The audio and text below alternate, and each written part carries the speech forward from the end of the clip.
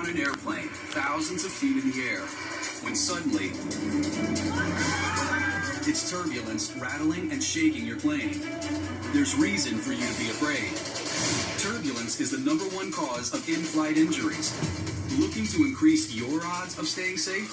Where you sit matters. Do you know which area of the plane may give you a slightly smoother ride?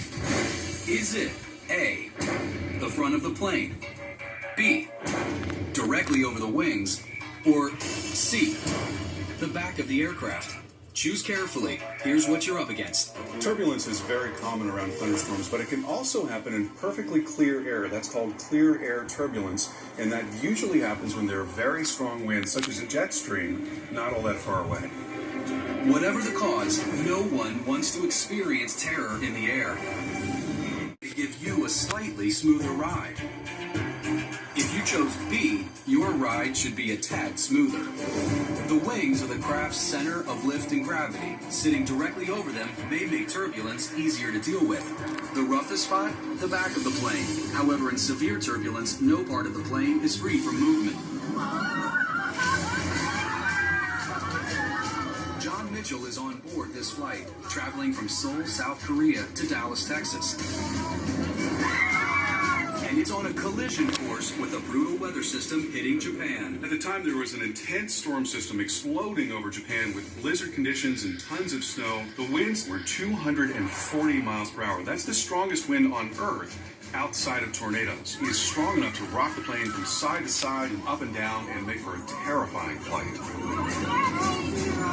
There's chaos on the airplane. People are screaming. It didn't feel like the airplane was in control. The plane is shaking, going side to side, up and down. I've never experienced anything like this before. It's so bad, John resorts to prayer and leaves his loved ones a final message. I love my family. I love my family very much. This is the most frightening thing I've ever seen. Imagine it's you on Flight 280. You need to act fast. What do you do when experiencing severe turbulence? Should you, A, stay seated, gripping the seat in front of you to absorb the jarring motions? B, get up quickly and move to the bathroom for protection? Or C, make sure your seatbelt is fastened and protect your head? Turbulence is terrifying, but aircrafts are actually engineered to take a remarkable amount of punishment in the air. The airframes of planes are structured specifically to deal with the stresses caused by negative G's and positive G's, and every plane has been tested by test pilots. So what did you decide was the best option? If you chose C, you chose well. You'll probably disembark with just some rattled nerves. Making sure you stay seated and your belt is fastened is going to prevent your body from moving around due to sudden changes of altitude, and you are protecting your head, which is the most vulnerable spot on your body, from falling objects or moving debris. Option A doesn't work because you're not shielding your head with your hands. Option B could prove disastrous. People think the bathroom is a safe place because it's a small, confined space where they feel a bit more secure. But again, you're not protected or secured in any way, shape, or form. John Mitchell doesn't exactly make the right call. He's buckled in, but doesn't cover his head with his hands. I was too frightened to do anything. I'm sitting in my seat. I'm holding on to the seat in front of me. We got hit by a 240-mile-an-hour wind that felt like the plane had lifted to about a 45-degree angle.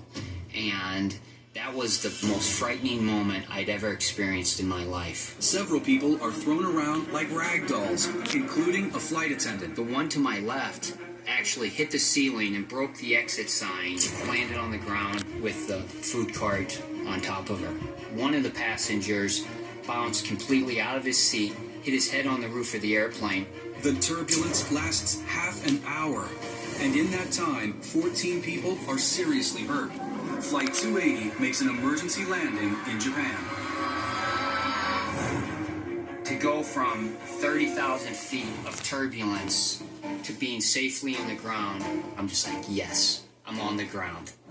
The people that were injured were the people that weren't wearing their safety belts. I will never fly again without having my safety belt buckled. The survival guide here: sit near the wings of an aircraft to minimize the turbulence you experience. Have your seatbelt fastened at all times, and stay calm. Odds odds are you aren't going to crash. It just feels like it.